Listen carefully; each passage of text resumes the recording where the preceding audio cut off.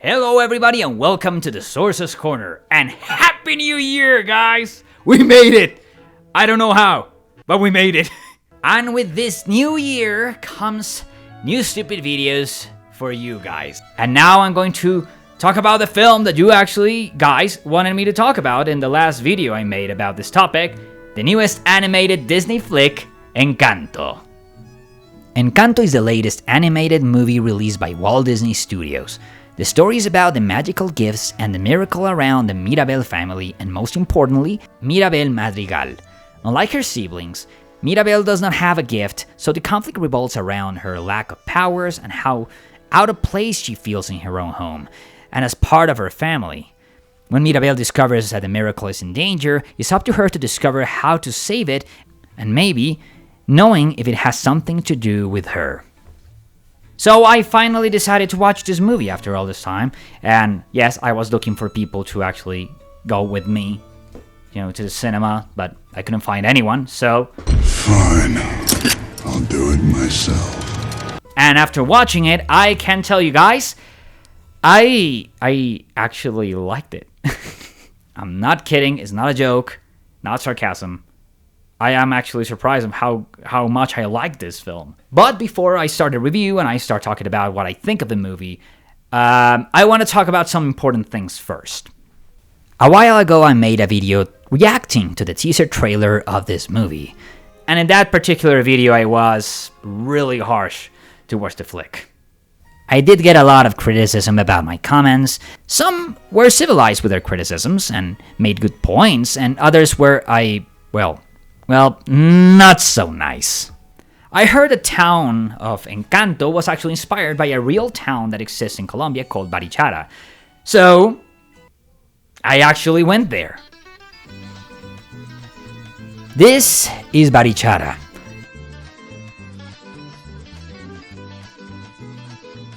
Look, I even found one of these beautiful boys. After being there, I can confirm that the ones in charge of Encanto did their homework. I mean, look at this, just look at it.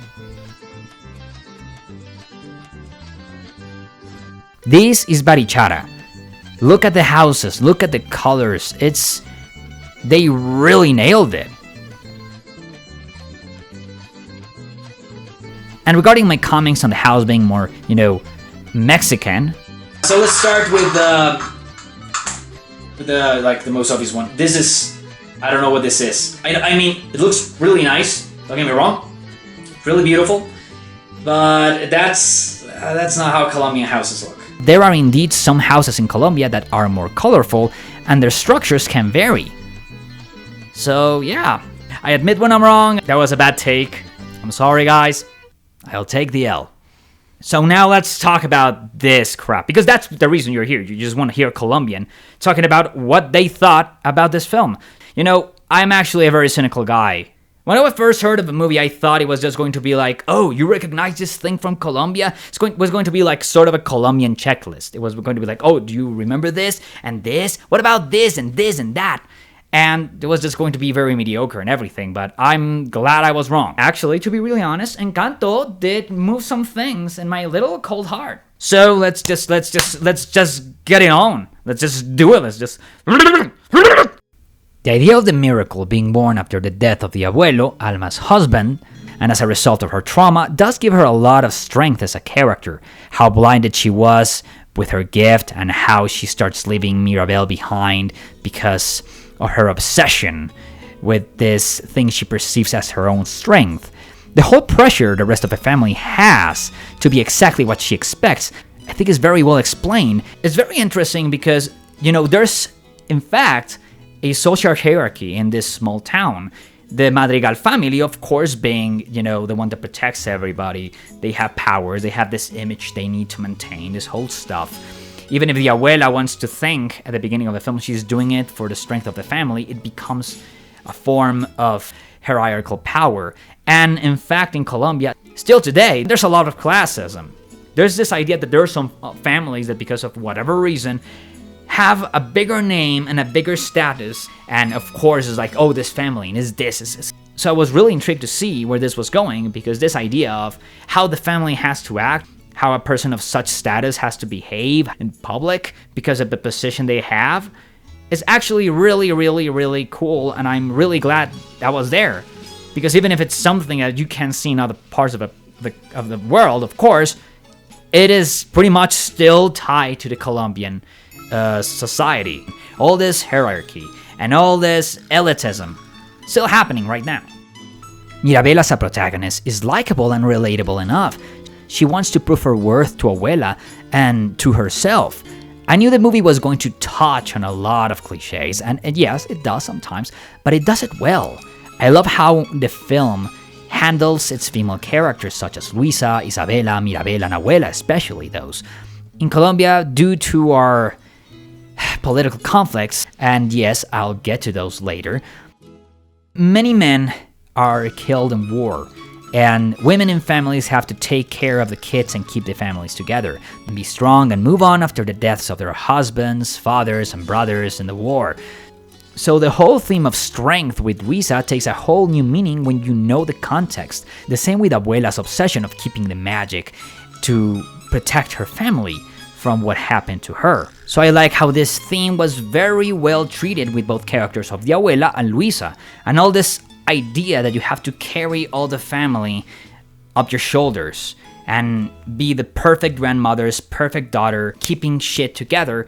As a Colombian, it really feels very real, especially after all the crazy crap that has happened in our country. Bruno as a character is just, my god, is this perfection. All the intrigue and build-up was worth it, man. I'm a big fan of Disney villains, but of course they took it in a very different direction, and I'm glad. I'm really happy. This is a curse of many fortune tellers, because it has even happened in reality. If you remember the just stupid shit about Paul the Octopus, you know, do you remember that crap in the 2010 FIFA World Cup? An octopus that was predicting which stupid teams were going to win. People actually blamed the animal for it, and they wanted to kill him. Remember that stupid thing? I remember that, and I don't even like football. So, yes, he's predicting the future. It's not like he's making the future. Bruno was not a bad person at all. He was hated because of his predictions. At the end, you just have another broken relative who was afraid of his niece going through the same type of pain and rejection he went through. His build-up, such as his presence in the film, was just great. Another great character added to the collection of great Disney characters. I'm really happy about this. In other movies, we have the classic twist of a surprise villain, the twist villain. I'm really glad they made a twist on that twist, and instead of giving us a twist villain, they gave us a twist good guy. Even if you don't see him, he's usually there, especially during the We Don't Talk About Bruno song. Or there's even like this beautiful moment where everybody's singing about him on the dining table, and you can see the place where there's like this hole in the wall, and it's later revealed he's watching everything through that wall. You can see that he's there, listening to his family talk shit about him. It's fucking heartbreaking, and it's just so fucking good. I love the family. I really, really like them. I have a philosophy when it comes to minor characters, and that's the fact that if you're not going to develop your characters for whatever reason, you don't have time, you're going to focus on the main characters or whatever, at least give them charisma, at least give them personality, and make them charming enough to be fun to watch. And that's exactly what Encanto does. Pepa doesn't have much stuff to do in the film, but she's just a lot of fun to watch. It's the same for Felix. This guy has so much sabor and it's so entertaining. Camilo is a lot of fun. The parents are a lot of fun. Antonio is sweet, and none of them have much to do in the flick.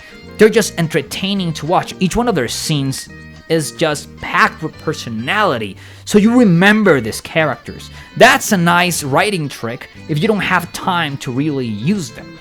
So just make them fun. Just make them fun to watch, and Encanto understood the fucking homework. They understood you have to make them fun. Also, I just wanted to mention Casita. I can't believe how much personality they gave to a house. It's just, man, that's amazing. It's really good. It's really good. Just, felicidades, Casita. I love you. I love you so much. Please be my house. The only one that is surprisingly kind of sidelined is Dolores. And I really love how they called her Dolores, because Dolores comes from the word dolor, which means pain, you know? Because she's a pain in the ass. She's too overpowered. Her gift is to listen to everything. It doesn't matter where she is. But the story only wants her to know about stuff when it's convenient for the plot. So even if, like, there's this scene where Mirabel and Bruno are having a conversation right next to her fucking room, and she hears none of it. So it's very weird. And her story with Mariano was really just had no build up at all. So it was just like, I feel like Dolores could have done a little more to the story, but she was still charming. So at the ending, it really doesn't matter much. The music was also very good. It's not the best that Disney has produced, but it definitely does the job. The only one I really didn't like was the Carlos Vives one, man. I just... Colombia, Encanto, Colombia, te amo, Colombia. We get it, Carlos, we get it. Yes, we get it. We know we are in Colombia, Carlos. Shut up. Of course, I do think that We Don't Talk About Bruno is just amazing. It's so catchy. Come on, hell. It's an instant classic. I also want to stop for a second and congratulate the ones in charge of the film for not asking Shakira to sing a song for the flick. It must have been very tough not to do it. Now, I don't think the film is perfect by any means. I think it would have been better if some other characters were involved in the search for Mirabel, if the ending was a little longer, if a little more things happened there. I would have loved to see more of the family and how they reacted when they lost their gifts. And, for example, a moment when everybody's looking for Mirabel, realizing that their gifts don't define them, and they're more than that. That would have been awesome. And also, of course, more of Bruno, because the guy's a legend. And honestly, I'm not a big fan of the ending, of the whole idea of them regaining their gift and their powers, coming back and all this stuff. I would have loved more if that never happened. If the message of the movie was, the gift doesn't define you, the gift is you. You are what makes you magical. That would have been awesome, but I understand it's a Disney flick, and as such, that would have been a little too depressing for kids, so I just don't think it's such a big deal. But I don't think it wins the experience for me. It's just something I would have personally liked. Even if I don't agree with some of the creative decisions, I think it's a very solid film overall. Now it comes the hardest part of the conversation. Yes, we have to talk about politics. Colombian politics in particular. I was actually shocked when I saw that the movie opened with a group of people that had to leave their homes and run away because of the violence in Colombia. I'm actually surprised that Disney got the balls to portray that in a film. I never thought it was going to do it. Violence is a ghost that's constantly following Colombians throughout history. The conflict between the right and the left in my country has resulted in so much massacres and destruction that it's just depressing. During the 40s and 50s, things were no better. Right-wing paramilitary groups such as the Pájaros and the Chulavitas decided to take action. They grabbed machetes and weapons and started mutilating and murdering every supporter of the opposition. And not only members of left-wing guerrilla groups like the Cachiporros, but also innocent civilians. This started happening mainly in very small towns that were full of humble people who had to throw away everything they've built, their houses, their properties, their lives, if they didn't want to die a horrible death in the hands of these individuals. Both Alma and Abuelo were victims of this political violence. There's this scene close to the ending, the Dos Oruguitas scene, you know? That montage when you're seeing, the Abuela's flashbacks and when her and Abuelo were running away with all these other people from their hometown, and they were being followed by these figures and horses.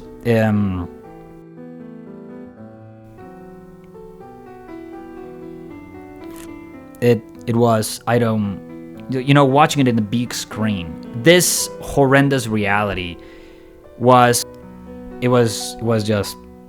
hard to watch.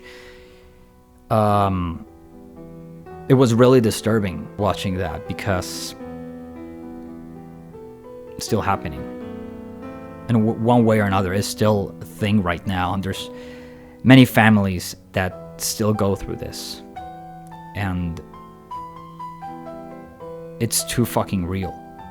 It was too fucking real. This phenomenon is still common in Colombia to this day. People who have to leave their homes because of the fights between terrorist groups, paramilitary groups, and other criminal organizations is a very real thing. We call them desplazados. And it's a very dark part of our history that I wish I could say is just part of our past. But you can still see many of them in some big cities. Living in the streets, begging for money, homeless, is heartbreaking. There is even a beautiful deleted scene where Abuela goes to her hometown when she's looking for Mirabel, and in the process ends up confronting her past and her own grief. I think it's a more adult ending than the one we got, but I understand why it was changed for the more magical and wholesome one. It's still a Disney film, after all. After I lost him, I was so afraid. I couldn't bear the thought of losing anyone else. I thought that if our family was strong enough, if we worked hard enough, I could keep you safe. And I realize now that my husband would be so disappointed. And I am so sorry.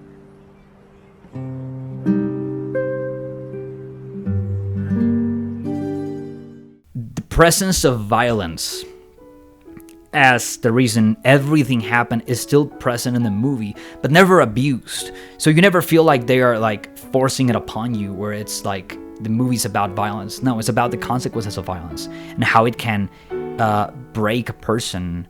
But in the future, because of this will to move on with your life, they can, bring people together even closer. And it's fucking beautiful. I think they did it in a very good way. I'm really proud at the people who handled the film with the way they portray this reality. It's not easy. It's really not easy, especially in a kid's flick. I thought that they should have avoided that, but if you're making a story about Colombia, it's a part of our culture, unfortunately. So if they were going to portray this violence, they did it the best fucking way possible.